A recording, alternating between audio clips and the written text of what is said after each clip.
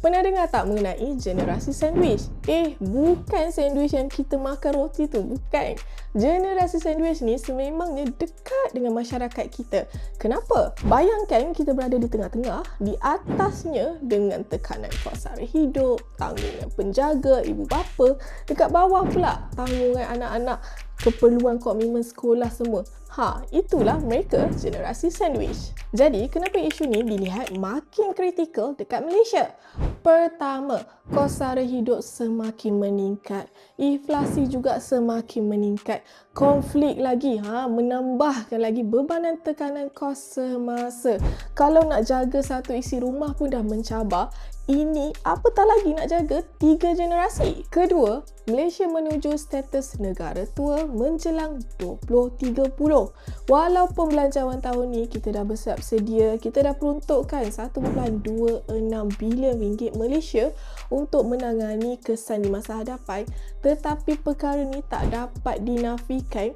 Dengan status tersebut, maknanya apa? Usia ibu bapa, usia penjaga kita juga makin lanjut.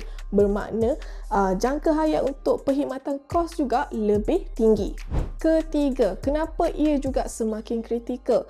Bila generasi sandwich ni masih lagi berlarutan, bermakna apa?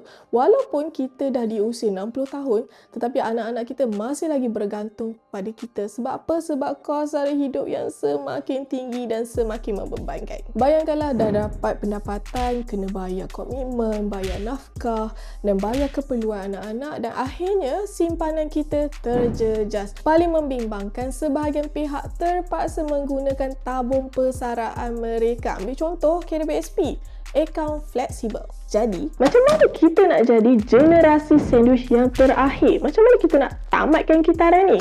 Ini antara inisiatifnya. Pertama, pembahagian tanggungan kos. Dari segi ni, kalau kita ada ahli keluarga yang lebih ramai, perkara ni perlu dibahagikan sama rata untuk memastikan tidak hanya satu pihak saja menanggung bebanan tersebut. Kedua, di sinilah terdapatnya manfaat insentif cukai. Segala perkhidmatan, segala kos perubatan yang kita dah laburkan, perkara ni kita dapat lihat di mana di bawah pendapatan cukai dan pulangan dia kita dapat gunakan untuk melegakan tanggungan kita. Dan ketiga, utamakan simpanan persaraan. Dalam pada kita memiliki tanggungan anak-anak, penjaga, ibu bapa semua, pastikan simpanan persaraan kekal terjaga. Sebab apa? Kita nak tamatkan generasi sandwich ni. Kalau tak ada simpanan persaraan yang baik, perkara ni akan bersambung dekat anak-anak kita pula.